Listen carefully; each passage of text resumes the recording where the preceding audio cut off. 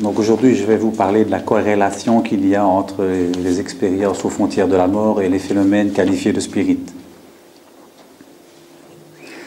Il faut savoir que c'est très important pour les personnes qualifiées de malades mentales que la médecine prenne en compte justement le fait que ceux qui vivent des expériences aux frontières de la mort ou ceux qui ont des facultés médiumniques ne sont pas malades mais ont bien des perceptions qui sortent hors du commun. Tout se passe aujourd'hui comme si les faits nouveaux que sont les expériences aux frontières de la mort n'étaient là que pour confirmer l'enseignement spirit déjà reçu, pour démontrer que tout cela est bien réel malgré le discrédit jeté souvent sur ceux-ci. Nous vivons aujourd'hui un moment unique, car de nombreux témoignages d'expériences aux frontières de la mort voient le jour qui viennent confirmer les écrits d'un autre type de phénomènes qui ont eu lieu au XIXe et XXe siècle, et qui se poursuivent toujours à l'heure actuelle, et qui ont conduit à la codification de la philosophie spirit. Ce que la science actuelle est en train de découvrir n'est qu'une partie d'un immense iceberg. En effet, peu de personnes savent que ces phénomènes sont étudiés de longue date et qu'il existe une bibliographie phénoménale à ce sujet. Dans cette littérature se trouve un nombre important de réponses aux questions que le monde scientifique se pose et qu'il devra confirmer ou infirmer à partir de ses recherches. Je suis persuadé que la lecture de certains de ces ouvrages ferait gagner beaucoup de temps à la recherche, mais malheureusement, pour l'heure, ceux-ci sont méconnus, voire ignorés.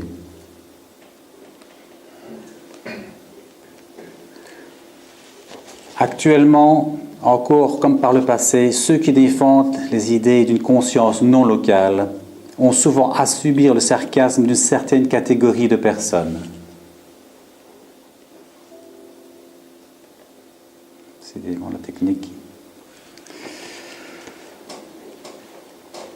Mais au vu des recherches scientifiques sérieuses menées depuis peu, l'heure semble enfin venir pour que ces faits soient approfondis, étudiés et mis à la disposition de tout un chacun.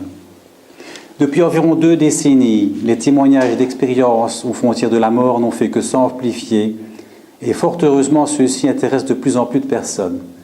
Il faut dire que grâce au progrès de la science, de la médecine particulièrement, et des systèmes de réanimation, eh bien, de plus en plus de personnes qui précédemment seraient mortes sont récupérées et peuvent témoigner de ce qu'elles ont vécu. S'il y a peu encore, on ne pouvait pas parler librement de peur d'être montré du doigt ou pire encore, aujourd'hui de plus en plus de personnes osent s'exprimer ouvertement malgré les difficultés rencontrées. Nous nous trouvons aujourd'hui face à des personnes de plus en plus nombreuses qui, ayant vécu ces expériences, sont à la recherche d'explications. Ainsi, aussi bien dans le domaine spirit que dans le domaine des expériences aux frontières de la mort. Et nous allons voir par la suite qu'il y a vraiment un parallèle entre les personnes qui sont, entre guillemets, médiums, mais souvent considérées comme malades mentales, et les personnes qui ont des expériences aux frontières de la mort. Tout comme dans le cas des expériences aux frontières de la mort, nous recevons dans nos centres des personnes qui vivent des perceptions qualifiées de particulières. Tout comme dans le cas des expériences aux frontières de la mort, même la famille souvent ne peut entendre ce que les proches ont vécu. Tout comme dans le cas des expériences aux frontières de la mort, généralement les personnes ne savent pas à qui s'adresser et celles qui consultent leur médecin ne sont pas entendues, ce qui engendre pour elles une souffrance plus grande encore. Tout comme dans le cas des expériences de frontières de la mort, souvent elles se voient prescrire une médication alors que ce n'est pas toujours le cas. Ce n'est pas toujours nécessaire. J'avais vu il y a quelques mois d'ici un reportage à la télévision d'un témoignage d'un monsieur qui avait frôlé la mort et il avait essayé d'expliquer à son psychiatre ce qui lui était arrivé.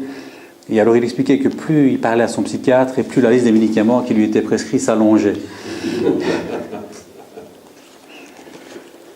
Au travers de mon exposé, je vais me servir de la littérature spirit et plus particulièrement de celle des auteurs cités ci-après pour démontrer que ce que nous découvrons aujourd'hui à travers les expériences aux frontières de la mort et autres phénomènes nouveaux n'est autre chose que la confirmation de ce que d'autres ont vécu et vivent encore au travers d'autres types d'expériences. Avant d'entrer dans le bref du sujet, dans le vif du sujet, je vous propose donc de survoler quelques-uns des auteurs et ouvrages spirites qui méritent d'être lus et à partir duquel j'ai fait mon exposé. Donc pour ceux qui sont déjà dans l'enseignement spirit, ils connaissent son problème Alan Kardec, mais nous avons aussi Ernest Bozano, dont j'ai repris des exemples ici, William Crookes, le colonel de Rechac, Gabriel Delanne. Je ne vais pas vous citer tous les titres qui sont ici à l'écran, mais ainsi que Léon Denis et le docteur Gelé. À l'évidence, à la lecture de certains de ces titres, vous pouvez déjà entrevoir que la matière ne manque pas pour argumenter d'une part la survivance de notre conscience et d'autre part la communicabilité des esprits, qui ne sont autres que nos chers disparus. À titre d'information, sachez que nous digitalisons les livres qui ne sont plus édités, et il est clair que dans notre société moderne, tout ce qui n'est pas rentable n'est plus édité. Donc nous les digitalisons et nous les mettons à disposition sur l'encyclopédie Spirit, ici. Donc vous avez le lien tout au-dessus à gauche, spirit.net. Mais vous pouvez aussi aller via le site du mouvement Spirit francophone. Et donc tout ça est téléchargeable gratuitement, mais à la disposition donc, de tout un chacun. Les buts principaux de mon exposé sont principalement, premièrement, de tenter de démontrer que les expériences aux frontières de la mort corroborent les faits produits par le monde spirituel et qui ont conduit au XIXe siècle à la codification de l'enseignement spirit. Démontrer la réalité de la survivance et de l'extériorisation de notre conscience, ce qui, dans le vocabulaire moderne, lorsque l'on a affaire à des médecins et des scientifiques ouverts, ils appellent ça conscience non locale. Les autres, à l'heure actuelle, le nient toujours. Et démontrer l'interaction qui existe entre le plan physique et le plan spirituel, l'interaction qui peut intervenir dans le contexte des expériences aux frontières de la mort, mais qui peut aussi intervenir dans le contexte de ce que l'on appelle parfois la schizophrénie. Ce qui implique par voie de conséquence la nécessité d'une prise en compte intégrale de l'être humain et de son environnement, la nécessité d'une prise en compte de ses différentes composantes physiques et spirituelles, et l'impact que cela doit avoir sur le plan thérapeutique. Et ça, j'aurai l'occasion d'y revenir par la suite si vous vous êtes intéressé sur le sujet, mais à travers un travail spirituel, quelqu'un qui a des perturbations d'ordre médiumnique peut très bien retrouver la santé, alors qu'un traitement médical ne sera pas adéquat. Dans certains cas, les deux sont nécessaires, parce qu'une perturbation spirituelle peut entraîner une maladie pathologique, mais dans d'autres cas, le traitement spirituel sera suffisant. Et donc, faire prendre conscience du nouveau champ d'investigation qui s'ouvre à l'humanité pour mener à bien sa destinée, et les questions fondamentales que nous devons nous poser, ainsi que l'implication que cela doit avoir sur la façon d'envisager notre existence. Avant de commencer la démonstration, je tiens à vous faire remarquer qu'aussi bien pour les phénomènes qualifiés de spirit que dans les expériences aux frontières de la mort, eh bien de très jeunes enfants répètent et voient les mêmes choses que celles vécues par des adultes. Ce qui tend à démontrer, au contraire de ce que certains voudraient dire, qu'il ne s'agit pas du délire de quelques personnes déréglées ou qui correspondrait à l'éducation reçue ou au vécu ou aux croyances, mais bien de fait que nous cherchons à découvrir le mécanisme. Quand vous avez un enfant qui a 2-3 ans, qui sait à peine parler, qui vit l'expérience aux frontières de la mort, ou qui vit aussi des expériences spirituelles, comme je verrai ça par la suite, qui vous relate les mêmes faits que les adultes, vous ne pouvez pas dire que c'est parce qu'il a été éduqué dans un milieu religieux, qu'il a vu des films à la télévision, il y a un ensemble de choses ainsi. Et donc, si vous êtes intéressé par le sujet, je vous recommande le livre de Mario Beauregard, Du cerveau à Dieu, ou bien Brain Wars, qui est aussi du même auteur. De même, lors de méditation ou d'expériences mystiques, nous relevons aussi le même type de phénomène, Et là, je peux aussi vous recommander un livre de Daniel Vermeulen qui a étudié les NDE, les expériences mystiques d'hier et d'aujourd'hui. Et c'est un très gros ouvrage qui détaille vraiment tout un ensemble d'études qui ont été faites auprès de personnes qui ont vécu des expériences aux frontières de la mort et qui sont reprises aussi à partir de la lecture ancienne sur des grands mystiques, tels que Georges de la Croix, Sainte Thérèse d'Avila et d'autres.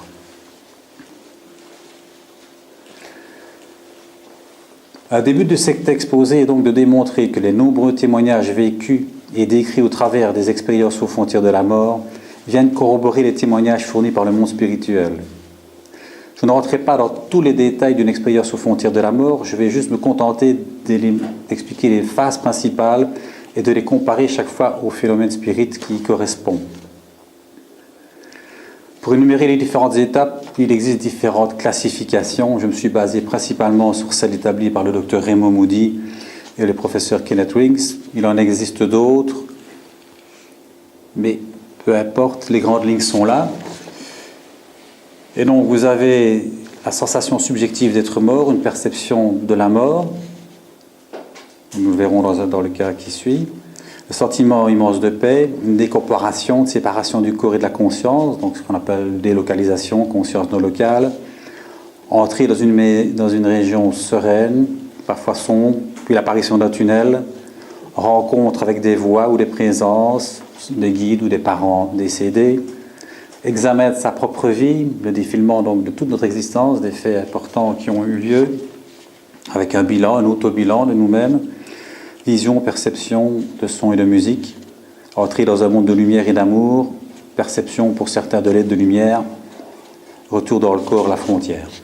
Et donc, toutes les personnes qui vivent des expériences aux frontières de la mort ne vivent pas ces différentes étapes. Il y en a qui se souviennent d'une ou de l'autre, certaines de plusieurs, certaines de toutes, mais tout le monde n'a pas spécifiquement des perceptions dans tous les domaines repris ici. Avant de poursuivre, il est important de noter que cette expérience transforme généralement la personne qui la vit. C'est ainsi qu'une expérience aux frontières de la mort, pour une partie des personnes, eh bien, n'ont plus peur de la mort. Et elles gardent même un intérêt très important pour la vie, car elles ont le sentiment qu'elles ont quelque chose à accomplir ou à finaliser. On a des témoignages de personnes qui ont voulu se suicider, et puis qui ont vécu une expérience aux frontières de la mort, et après cette tentative de suicide, et leur perception, eh bien, elles ont repris goût à la vie parce qu'elles savent que ça a une raison d'être, que c'est important d'être ici. Et on a une partie aussi qui sont transformées de manière durable et qui ont un dynamisme intérieur complètement différent de ce qu'elles avaient au préalable. Et aussi certaines qui acquièrent des perceptions psy. J'ai appelé ça perception psy parce que c'est ainsi que c'est dénommé par le docteur Pim van Lommel et également Melvin Moore, dont vous avez 2 titres ici à l'écran. Et donc, chose assez particulière, après une expérience comme celle-là, eh bien, elle commence à voir des choses, à entendre des choses, à prédire des choses. Je vous recommande aussi le livre de Nicole Dron, 45 secondes d'éternité, et c'est quelque chose d'assez particulier. Dans ce domaine-là, elle expliquait que elle a fait son NDE, donc Near Death Experience, c'est en anglais, c'est l'expérience aux frontières de la mort en anglais, à 26 ans, et là, dans tout ce qu'elle a vu, qu'elle raconte très bien dans son livre, elle explique qu'on lui a demandé de se taire pendant à peu près 17 ans, elle ne comprenait pas, elle était toute jeune, et donc elle n'a rien dit, et puis à peu près 17 ans après son accident, il y a eu le livre de Raymond Moody qui est sorti, et donc elle a compris qu'il fallait attendre que d'autres ouvertures se fassent pour pouvoir oser parler de ces choses, d'autant plus que même encore aujourd'hui, on ne peut pas parler de ce type d'expérience à n'importe qui. Il y a encore beaucoup, malheureusement, de médecins ou de psychologues, de psychiatres qui refusent cette réalité et les personnes donc sortent encore plus traumatisées face au mur devant lequel elles se trouvent et quelque part elles se renferment sur elles-mêmes. Donc par souci, je n'ai pas repris les différentes étapes pour faire la démonstration, mais je vais donc attirer plus particulièrement l'attention sur l'un ou l'autre témoignage lorsque les points seront en relation avec les expériences aux frontières de la mort. Ce qu'il est important de bien comprendre, c'est que les explications reprises ci-après ne sont pas des avis personnels, mais bien des témoignages et informations provenant de ceux que l'on appelle les morts, transmis au travers de ceux qu'on appelle les médiums. Dans d'autres cas, elles proviendront d'expériences personnelles, mais ils font toujours partie de faits et non d'une théorie quelconque. Et donc pour ceux qui ne le savent pas, on a, nous, appelé médium une personne qui a des perceptions de l'au-delà. Maintenant, Pim Van Lommel ou Melvin Moore parlent de perception psy, ce n'est jamais qu'un problème de vocabulaire, mais ça veut dire la même chose. Donc, comme premier témoignage, j'ai pris un extrait d'Ernest Bozano sur les phénomènes psychiques au moment de la mort. Le premier cas ici est le cas de Mme Botrel, où on retrouve donc 3 éléments d'une expérience aux frontières de la mort. La disparue a vu un ange, elle a entrevu un coin radieux de l'autre monde, et au moment de sa mort, elle a tout à coup aperçu l'esprit de sa mère. Donc ce cas est relaté par les témoignages de la servante, de la couturière, qui était donc au chevet de la malade, et qui est morte en quelques jours avec une extrême lucidité.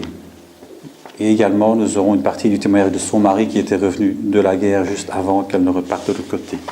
Voici un extrait. Elle leva les yeux au plafond et disait que c'est beau ce qui m'attend, que Dieu est bon pour moi de me le laisser voir un peu. Mes amis, voici un ange, là, à ma gauche. Ce sont vos prières qui l'ont fait venir, mais c'est curieux, il n'a pas d'aile.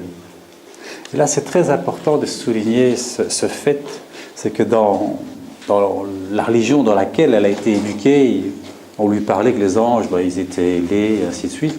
Or, elle voit ce qu'elle appelle un ange, peut-être un être de lumière ou quelque chose d'agréable à voir, mais il n'a pas d'aile. On ne peut pas dire qu'elle divague ou qu'elle suit l'éducation qu'elle a reçue, puisqu'elle trouve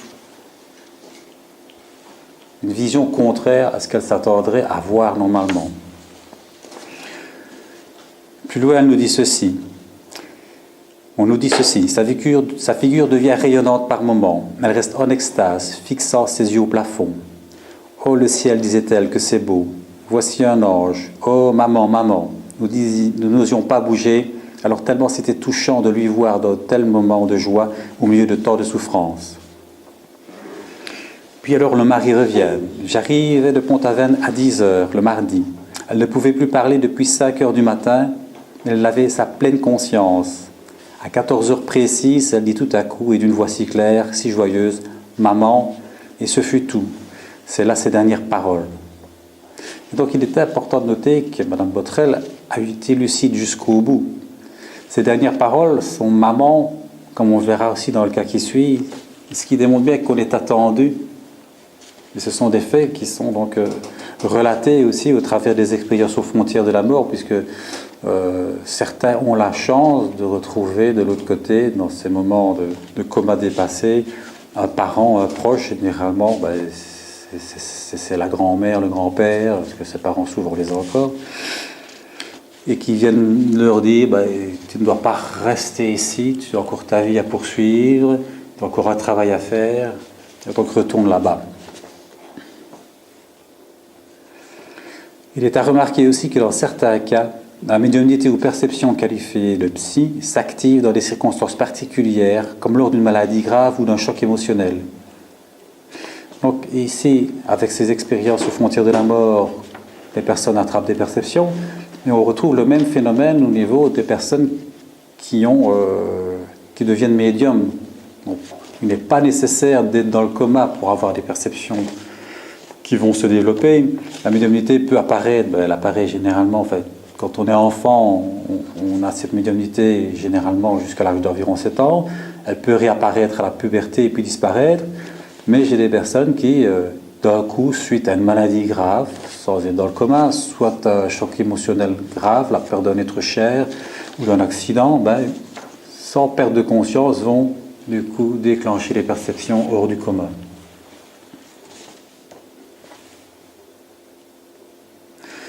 Le deuxième cas ici, toujours extrait du même livre, c'est une petite fille du nom de Daisy, de l'âge de 10 ans. Ce qui est tout à fait remarquable dans le cas de Daisy, c'est la durée inaccoutumée et la lucidité extraordinaire de ses visions et révélations. Elle eut le temps de se familiariser avec les merveilles qu'elle voyait de l'autre côté. Voici donc ce que l'on nous dit. Étant tombée gravement malade, elle a eu le pressentiment de sa fin malgré les pronostics favorables du médecin. Donc, si vous vous rappelez précédemment, on a vu que un des phénomènes, c'est que les personnes ont la perception de leur mort. Et ici, les médecins pensent qu'elle va guérir, mais en réalité, elle ne va pas guérir. Elle sait qu'elle va partir. 3 jours avant son décès, elle est devenue clairvoyante. Donc, elle a commencé à voir le monde invisible qui l'entourait.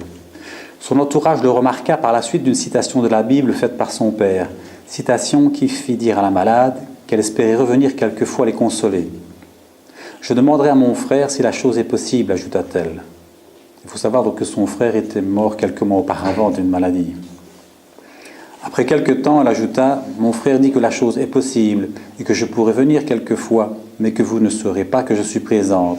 Je serai cependant à vos côtés et pourrai vous parler par la pensée. » Et donc là, elle a déjà une notion de ce qu'est la médiumnité à travers son frère qui est là. Elle est entre 2 états. C'est un peu comme...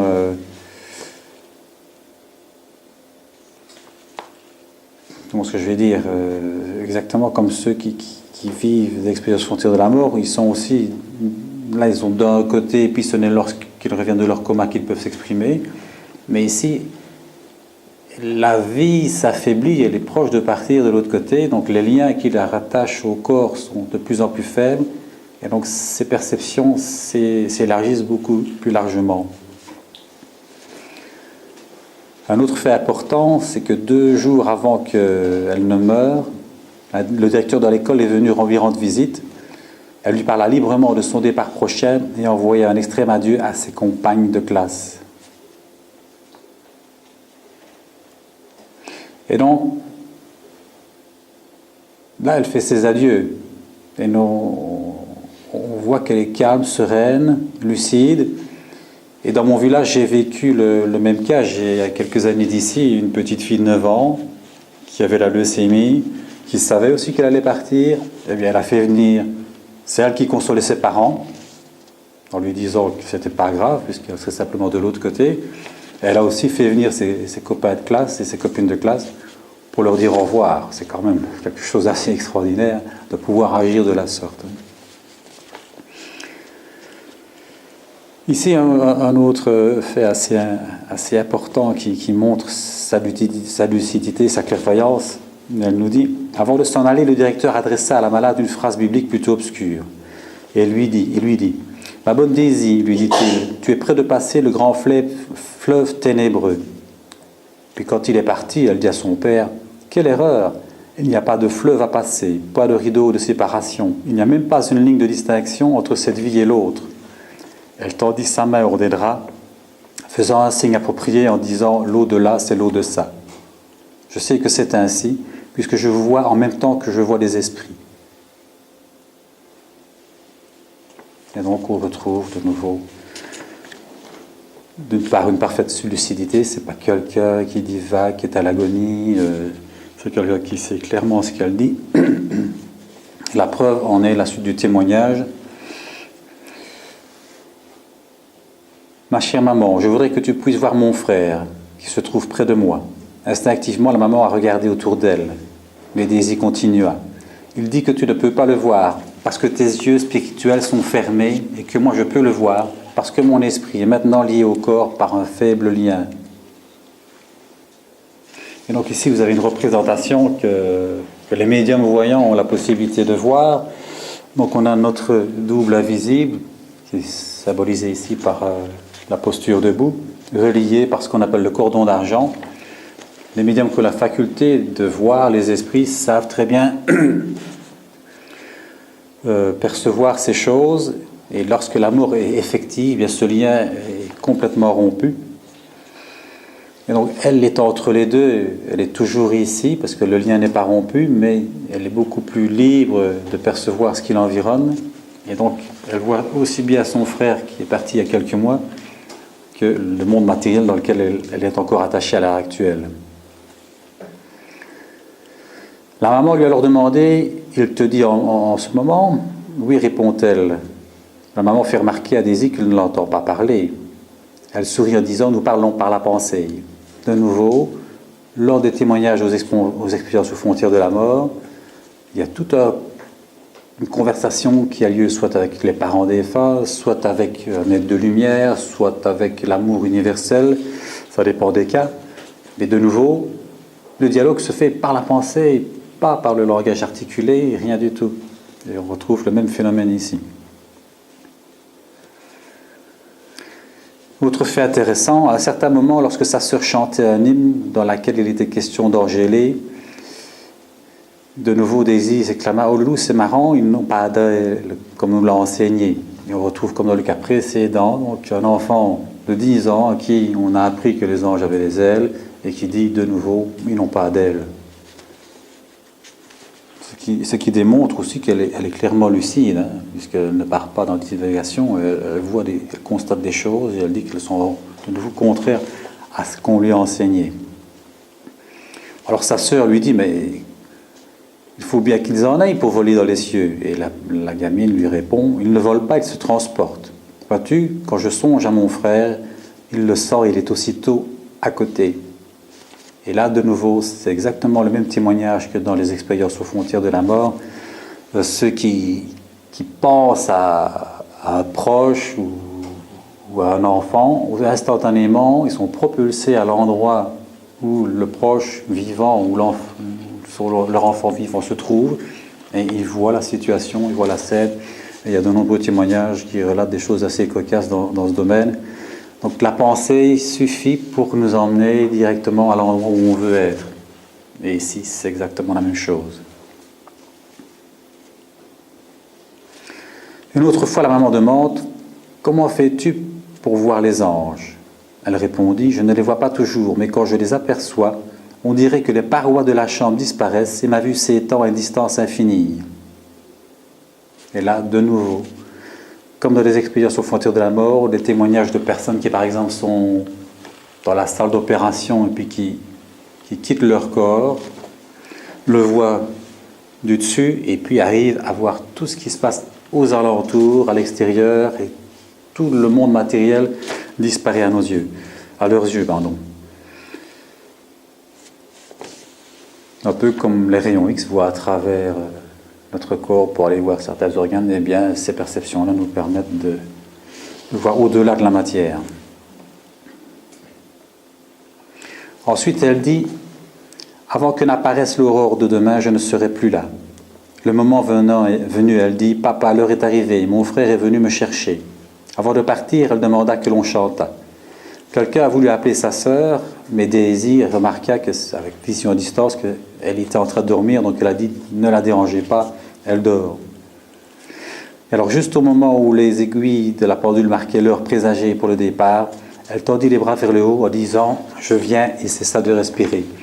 Là, c'est vraiment un témoignage qui est assez émouvant. Imaginez-vous, vous êtes là à côté de votre fille, elle vous dit « Je m'en vais » et elle part à l'instant annoncé. C'est quand même assez perturbant.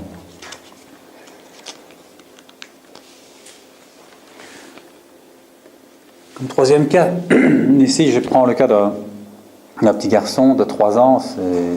Lui, il n'a pas été malade, il est toujours vivant.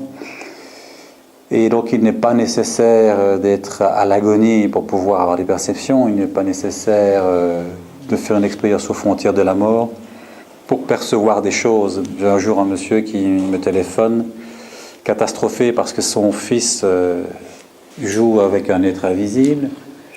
Et c'est évident que souvent, les parents, quand ils voient leurs enfants jouer, et qu'ils disent « je joue avec ceci ou avec cela », ils pensent que c'est dans leur imaginaire.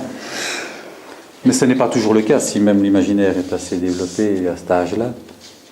Et donc, le monsieur connaissant, je veux dire, la réalité spirituelle, nous contacte et se tracasse. Et puis, il vient à me dire, en conversant un bon moment avec eux, avec le papa, pardon, que tout compte fait, pour moi, il n'y avait aucun danger. Pourquoi ? Parce qu'il avait fait l'expérience, son gamin, lui disait qu'il jouait avec un monsieur, et le papa demande lui comment il s'appelle. Et alors le gamin dit, il s'appelle Nicolas. Et alors le monsieur, le papa donc, Il se dit, c'est mon grand-père, ça. Non, c'est mon père, le grand-père d'une... Et donc, il est allé chercher une photo qui était décédée. Il est allé chercher une photo de son père chez sa mère, à lui, au papa. Et il a montré à son gamin de 3 ans et il lui a dit, tu connais ce monsieur-là? Il m'a dit, oui, c'est Nicolas. Donc là, c'est un témoignage assez extraordinaire parce que le gamin n'avait jamais connu son grand-père, n'avait jamais vu de photo de lui. Il jouait avec sans le savoir. En lui montrant la photo du grand-père, il l'a reconnu. Ce qui démontre bien que ce n'est pas un rêve, une hallucination, ni quoi que ce soit. Et pour terminer, je prendrai le témoignage des esprits souffrants. Donc, les esprits souffrants, ce sont ceux qui sont morts, mais qui restent bloqués dans les plans matériels. Donc ici, on a le phénomène inverse. Ce n'est pas un vivant qui va voir ce qui se passe là-bas, c'est ceux de là-bas qui restent accrochés dans les plans ici, dans les plans matériels. Et ceux qui ont eu l'occasion de voir, par exemple, le film Le Sixième Sens ou les autres, auront une bonne idée de ce que peut être la situation de ceux qui sont morts et qui ne comprennent pas leur état. Et donc, quand on a ce genre de situation, c'est des réunions spécifiques, on reçoit ces esprits-là de manière à les aider, parce qu'il faut savoir que on a notre vie ici, eux, ils ont leur vie là-bas. Il peut y avoir des contacts par moment, mais s'ils restent bloqués ici parmi nous et qu'ils s'occupent de ce qui se passe ici sur Terre, ce n'est pas normal. Et donc, à travers ça, on peut entrer en contact avec un médium spécifique, qui a une médiumnité spécifique. Et quand on parle avec eux, on arrive à leur faire comprendre leur situation, on arrive à leur faire voir d'autres parents qui sont morts et qui sont prêts à les accueillir. On arrive aussi à leur faire voir, parfois ils ne voient pas de parents proches, donc on arrive à leur faire voir cette fameuse lumière qu'on retrouve aussi dans les expériences aux frontières de la mort, où on arrive à leur faire voir un guide lumineux. Et avec ça, à travers ce travail, alors ils partent avec ce parent, ce guide, cet être lumineux dans leur nouvelle vie, dans leur nouvelle demeure spirituelle, et ils sont libérés. Des exemples comme ceux-là, on pourrait en citer à l'infini, mais donc il y a vraiment une interaction entre là-bas et ici. Et bien souvent, donc, ceux qui vivent des expériences spirituels, psy-médiumniques, ou ceux qui vivent des expériences aux frontières de la mort, comme je l'ai dit tout à l'heure, ne sont pas crus, ne sont pas entendus par la majorité des gens. J'ai parfois des personnes qui viennent, j'ai une dame qui est venue après 20 ans, pendant 20 ans, elle a cherché où elle pouvait parler de cette problématique, et elle a essayé d'en parler à des médecins, on lui donnait des médicaments. Il y a 1 an maintenant, j'ai aussi eu le cas d'une jeune fille, 14 ans. Un soir, les parents téléphone catastrophé. Il était 11 h du soir. Exceptionnellement, j'ai décroché le téléphone parce que j'avais un parent malade, et donc les parents étaient catastrophés. Et je l'entendais hurler au téléphone parce qu'elle était vraiment complètement perturbée par ces êtres qui restent bloqués dans les plans matériels. Parce qu'il faut dire en parallèle que les expériences aux frontières de la mort sont généralement positives, mais il y a aussi des expériences aux frontières de la mort négatives, dont on parle moins, mais il y a aussi des personnes qui, dans des comas dépassés, vivent des choses horribles. Donc ici, c'est une fille bien vivante de 14 ans qui était en train de hurler, qui subissait des agressions mentales et physiques avec des douleurs assez atroces. Donc on est allé sur place, quelques-uns.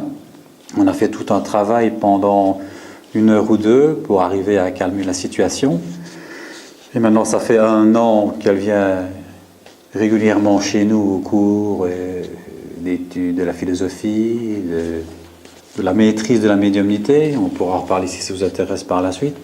Et maintenant, elle commence à aller de mieux en mieux et elle n'a plus de problème. Mais si les parents n'avaient pas eu notre adresse par personne interposée, s'ils avaient appelé la médecine, les ambulances, quoi que ce soit, eh bien, elle était internée, c'est clair. C'est clair. Et il y a beaucoup de personnes qui finissent comme ça internées, alors que dans certains cas, il y a moyen de traiter de manière tout à fait naturelle, sans médicaments, sans rien, à travers un travail spirituel.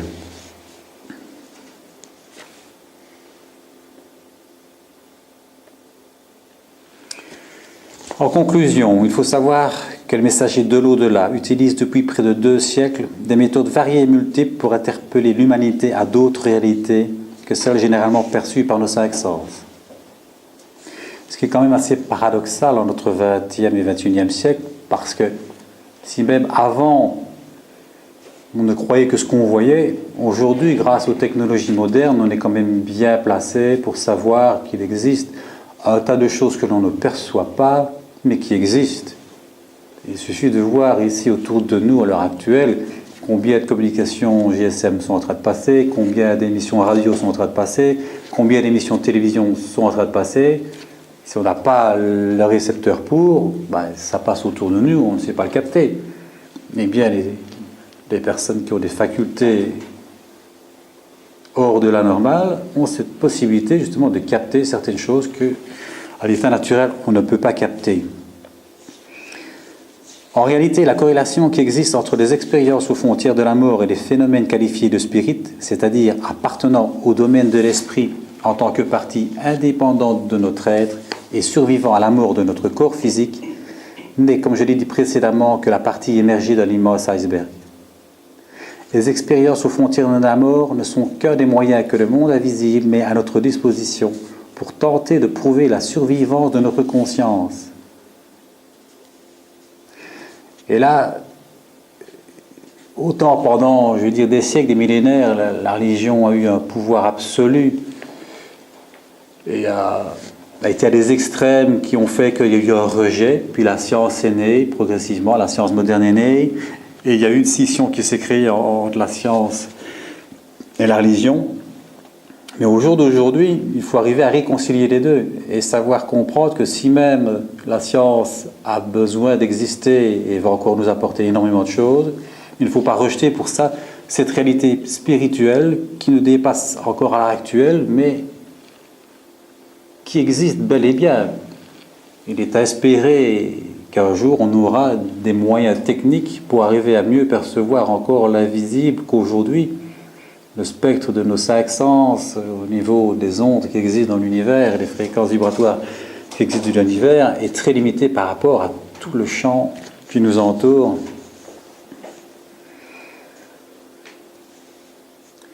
Et donc, à partir de ces constatations, un ensemble de questions sont importantes de se poser. Que sommes-nous? Quelle place avons-nous dans l'univers? Quel est notre devenir? Que devient notre conscience à la mort de notre corps physique? Autant de questions qui devront tôt ou tard trouver leur réponse, car elles sont fondamentales. Je me permets d'insister, comme le font ces messagers de l'au-delà, nos amis. Les phénomènes de quelque nature qu'ils soient n'ont d'autre but que de tenter de prouver que nous sommes des êtres immortels, parcelles de conscience en évolution émanant de la conscience universelle que certains appellent Dieu, qui devons, par notre propre travail, nous améliorer pour atteindre un jour d'autres horizons que le plan matériel dans lequel nous sommes quelque part enfermés actuellement. Je pense que la majorité des personnes qui sont ici est convaincue que notre vie, notre conscience ne commence pas à la naissance pour disparaître à la mort à tout jamais. Celui qui a bien compris que sa vie n'est pas limitée à quelques décennies est tout naturellement amené à s'interroger, à envisager l'existence sous un autre angle. Cette prise de conscience lui ouvre d'autres horizons jusque-là insoupçonnés. Le monde spirituel qui nous entoure nous a transmis un enseignement sans précédent repris dans la philosophie spirite codifiée par Allan Kardec. La majorité des questions existentielles que l'homme se pose trouvent leur réponse dans cet enseignement et plus particulièrement dans le livre des esprits. Il nous explique, entre autres, l'interaction qu'il existe entre les vivants et ceux que l'on appelle les morts. Interaction qui, comme nous venons de le voir, peut dans certains cas avoir lieu lors d'expériences aux frontières de la mort. Cet enseignement s'est poursuivi au XXe siècle au travers des œuvres de Chico Xavier, un médium brésilien qui nous a quittés il y a quelques années maintenant, à travers l'esprit d'André Luiz. Et donc, ici vous avez un certain nombre de livres qui ont été dictés par le monde spirituel, Autant Alan Kardec nous a apporté la base, un peu comme on dirait l'école gardienne ou l'école primaire, autant à André Louis ça a été plus loin et a poursuivi l'œuvre qui avait été commencée précédemment. Il nous apporte un certain nombre d'enseignements qui, pour certains, ont déjà été vérifiés et d'autres restent encore à vérifier et à découvrir par la science moderne.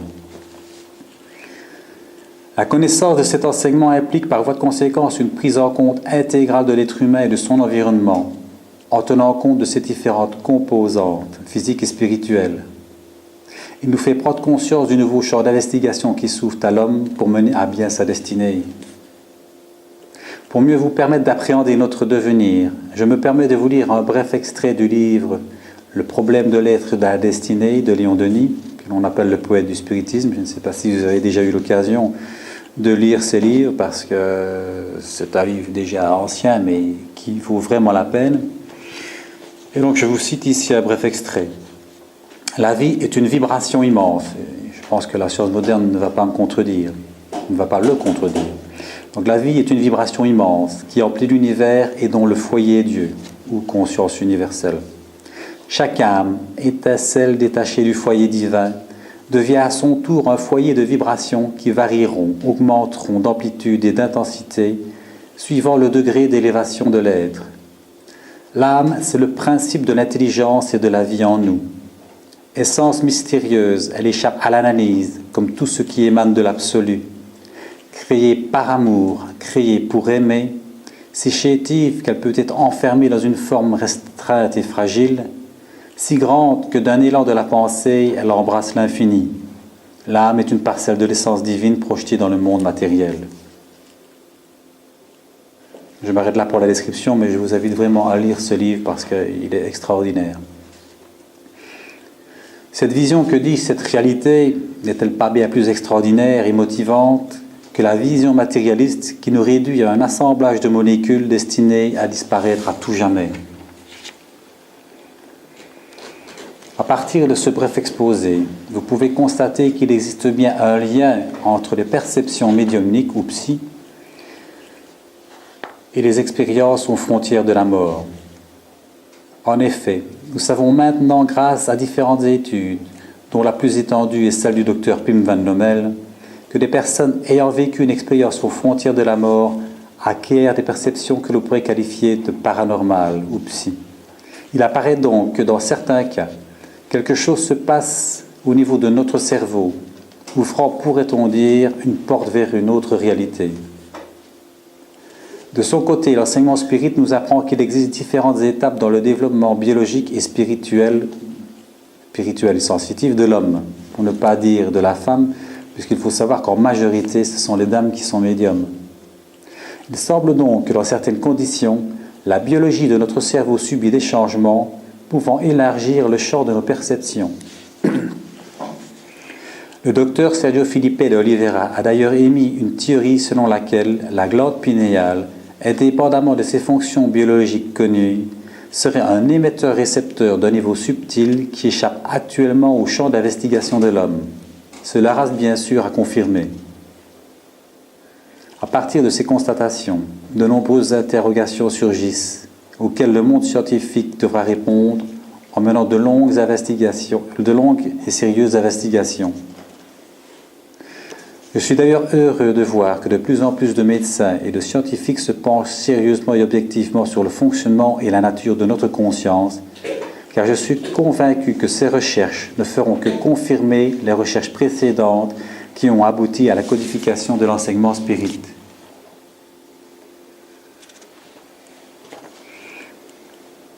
Dans le cadre de ces investigations, la science devra notamment répondre aux questions suivantes. S'il est démontré que notre conscience est non locale, donc si elle peut quitter notre corps, peut-elle continuer à exister indépendamment de notre corps physique? Autrement dit, survit-elle à la mort de celui-ci?